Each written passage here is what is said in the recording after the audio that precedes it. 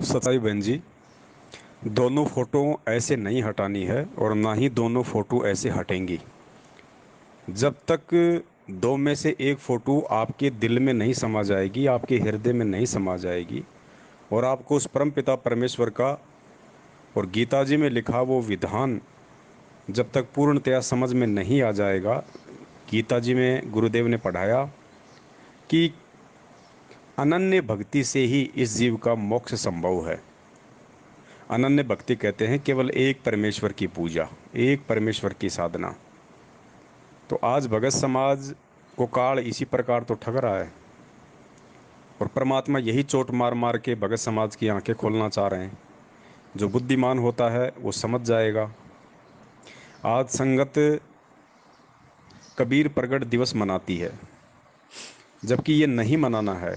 देखिए, नहीं पता था तब तक तो हम भी मना रहे थे, सभी मना रहे थे, लेकिन अब हमने नहीं मनाना है कबीर प्रकट दिवस। क्यों नहीं मनाना है? क्योंकि पहली बात तो ये कि एक फ़ोटो हमारा मोक्ष नहीं कर सकती, एक फ़ोटो हमारा उद्धार नहीं कर सकती। कबीर जी का वो चित्र आज हमें सत्संग नहीं सुना सकता। कबीर जी का वो चित्र आज हमें आशीर्वाद नहीं दे सकता, आज हमारी प्रार्थना नहीं सुन सकता।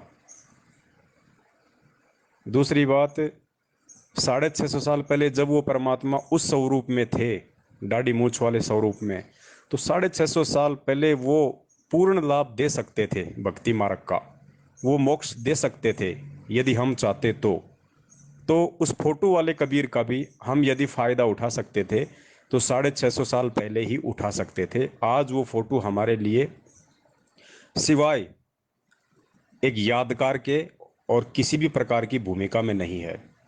आज हमारा मोक्ष वक्त गुरु से होगा, जो वर्तमान में इस पृथ्वी पे मौजूद है, जिन्होंने हमें शिक्षा दी है, दीक्षा दी है, आशीर्वाद दिया है, मंत्र दिए हैं, सत्संग सुनाए हैं, नियम बताए हैं, भक्ति का विधान बताया है, जो हमारे गुरु रूप में हैं। आज उनसे हमारा मोक्ष होगा। और सबसे बढ़कर सबसे बड़ी बात इस सत भक्ति की ये है कि वो कबीर परमेश्वर स्वयं ही गुरु का रूप बना के आते हैं। इसलिए बहन जी, परमात्मा की वाणी भी यही कहती है कि गुरु गोविंद, गुरु और गोविंद, गुरु यानी गुरु जिनसे आपको नाम दीक्षा प्राप्त हुई है, और गोविंद, गोविंद कहते हैं भगवान को। लेकिन इस भक्ति में तो वो गोविंद स्वयं ही गुरु बन के आता है। काल लोक तक की जो भक्ति होती है, ब्रह्मा विष्णु महेश तक की जो भक्ति होती है, उसमें इष्ट और गुरु दोनों अलग अलग होते हैं, क्योंकि ये ब्रह्मा विष्णु महेश अपने अंश अवतार सर्जन करते हैं। तो यहाँ पे गुरु अलग होता है और इष्ट अलग होता है। जैसे त्रेता युग में भगवान विष्णु ने राजा जनक को नाम दीक्षा देने का आदेश दिया, द्वापर में सुखदेव ऋषि को दिया। ठीक है, तो इस प्रकार काललोक की भक्ति में तीन लोक की भक्ति तक गुरु और भगवान दोनों अलग अलग होते हैं। लेकिन जब बात आती है सत भक्ति की, मोक्ष मार्ग की, उस कबीर परमेश्वर की, उस समर्थ भगवान की, तो वो समर्थ भगवान अपने अंश अवतार सर्जन नहीं करता है, वो स्वयं ही गुरु का रूप धारण करके आता है। मालिक कहते हैं ना वाणी में, सुबह सुबह हम रोज पढ़ते हैं कि साहिब से सतगुरु भय और सतगुरु से भय संत, और धर धर वेख विशाल अंग वो खेल आदि और अंत। फिर परमात्मा दूसरी वाणी में कहते हैं कि साहिब से सतगुरु भय और सतगुरु से भय साध, ये तीनों अंग एक हैं, गति कुछ अगम अगाध। और फिर परमेश्वर ने अपनी वाणी में स्पष्ट कहा है गुरु और भगवान के भेद को मिटाते हुए कि गुरु गोविंद दो नहीं भाई, और जो दो समझे वो दो जग जाही, वो नरक में जाएगा।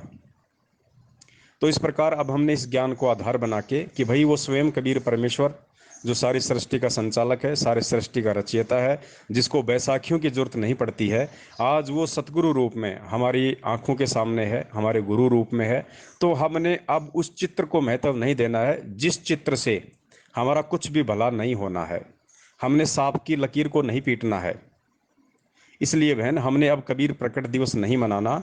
अब वो कबीर जब हमारे सतगुरु के रूप में आ गया तो अब हमने सतगुरु प्रकट दिवस मनाना है, क्योंकि अब हमने उस कबीर की फोटो को नहीं, बल्कि साक्षात गुरु रूप में जो कबीर आया है, हमने उसको प्रसन्न करना, हमने उसको खुश करना है। तो अब हम अपने गुरु का प्रकट दिवस मनाएंगे। और बहुत सारे उदाहरण देके परमेश्वर ने बताया कि आपके सामने एक तो आम की फोटो रख दी जाए और एक आपके सामने ताज़ा ताज़ा आम रख दिया जाए और आपको भूख लगी है, तो जाहिर सी बात है बहन जी, आप अपनी भूख मिटाने के लिए फ़ोटो को उठा के खाओगे या उस आम को उठा के खाओगे? अरे जानवर भी इतने समझदार होते हैं। बिल्ली के सामने एक तो जिंदा चूहा रख दो और एक चूहे की कोई फोटो रख दो या चूहे का कोई मिट्टी का चूहा रख दो, वो बिल्ली को अगर भूख लगी है तो किस पे झपट्टा मारेगी? वो जानवर भी इस बात को जानता है कि ये जो जो फोटो है, जो मूर्ति है, जो मिट्टी का चूहा है, इसको खाने से मेरा पेट नहीं भरेगा, ना मैं इसको खा सकता। वो जिंदे चूहे को ही पकड़ेगी। तो हम तो भाई इंसान हैं, ऊपर से परमात्मा ने तत्व ज्ञान दे दिया। कॉमन ज्ञान तो परमेश्वर ने मानव शरीर के साथ ही दे दिया था। अब आके अपनी शरण में लेके परमेश्वर ने विशेष ज्ञान दे दिया, विज्ञान दे दिया, तत्व ज्ञान दे दिया। अब बताओ बहन जी, हम मिट्टी की फोटो को कैसे खा सकते हैं? हम आम की फोटो को कैसे खा सकते हैं? अब तो हमें आम ही खाना पड़ेगा।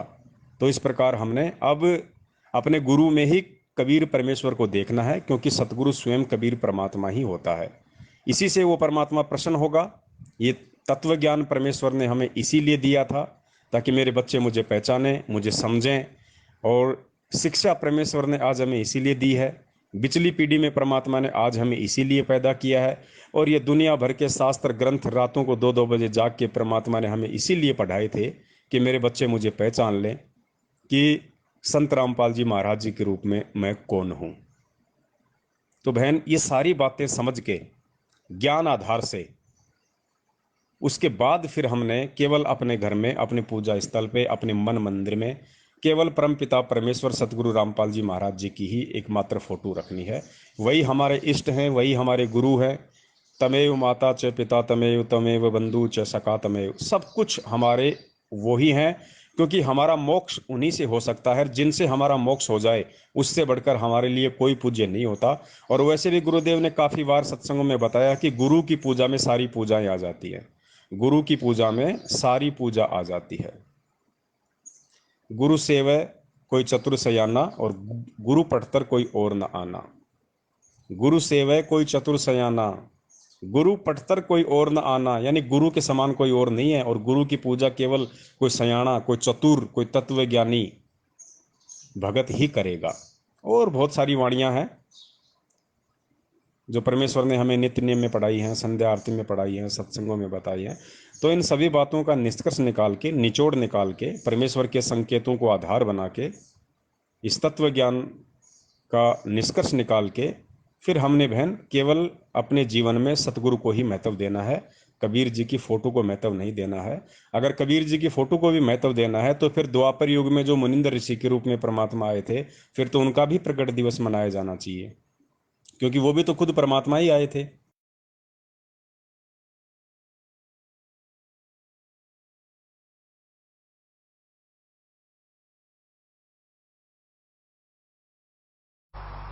ये नियम है ईश्वर का। गुरु मानुष कर जानते ते नर कहिए अंधे, वह दुखी संसार में आगे यम के फंदे। जैसे गुरु या भगवान भगवान हम कर रहे हैं और परमात्मा आपके पास आ जाए और आपसे बात करे, आपसे कहे बेटा शराब नहीं पीना है, आपने बीड़ी नहीं पीनी है, चोरी नहीं करनी है, किसी की आत्मा नहीं दुखानी है, तो आप क्या करोगे? आप उनकी बात को मानोगे क्योंकि भगवान कह रहा है। तो यही दास कह रहा है, समझो कबीर परमात्मा कह रहा है। यही सोचकर आपने ये बुराई और आज्ञा का पालन करें सरेगा, तो तब हम परमात्मा पाएंगे, नहीं तो नहीं मिल सकता। हम भगवान को चाह रहे हैं, परमात्मा के दरबार में जाएंगे, वहां इस दास के रूप में आपको परमात्मा मिलेगा। और जैसा आपका व्यवहार विचार, जैसा बोलना, जैसे आपके मन में श्रद्धा या कपट जो भी है, ये विद्यमान रहेगा। और यदि आपने यहीं से वो रिहर्सल कर ली कि कबीर ये परमात्मा है, बस परमात्मा के समक्ष कैसे बोलते हैं, कैसा व्यवहार करते हैं, निष्कपट बात करते हैं, संत के सामने झूठ बोलने की कतई आवश्यकता नहीं होती, वो आपका पाप ही होता है। हम कोई ऐसी आपके ऊपर कोई पाबंदी या ऐसा कोई वस्तु नहीं थोपते जिससे आपको झूठ बोलनी पड़े।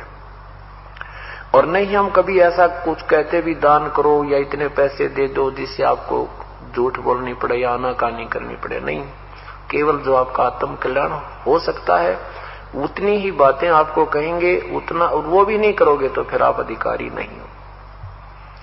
हम क्या कहेंगे कि ये कोई बुराई नहीं करना, बीड़ी शराब मांस तम्बाकू नहीं पीना, कोई मर्यादा भंग नहीं करना, क्योंकि ये खेल का मैदान है और इसमें जरा से भी फाउल हो जाओगे आप बाहर बैठ जाओगे, एक जीवन आपका चला जाएगा।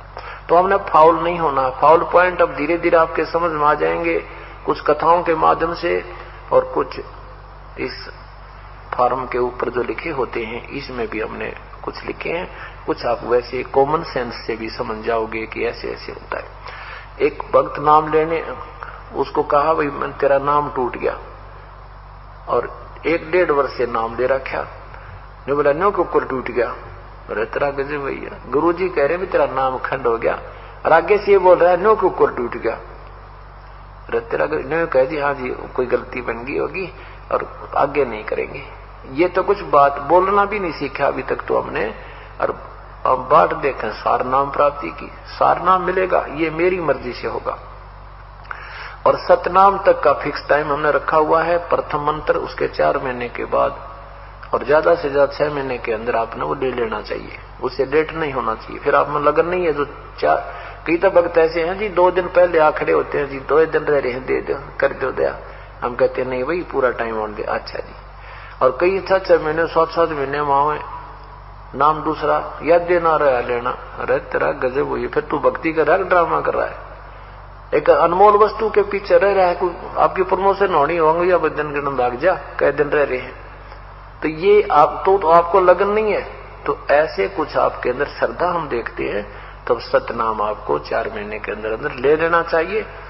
और फिर सार नाम ये दास देगा जब आप योग्य हो जाओगे। सार नाम के लिए आपने बहुत विनम्र, आपके अंदर भक्ति की कमाई भी बढ़नी चाहिए, कति मन में सतगुरु और परमात्मा एक हो जाने चाहिए, और विनम्रता आ जाएगी तब ये सार नाम काम करेगा। जैसे डॉक्टर के पास मरीज जाता है, उसका फोड़ा हो गया, डॉक्टर कहता है चीरा लगाना पड़ेगा, लेकिन अभी चीरे के योग नहीं हुआ है, 2 दिन की दवाई दे जा।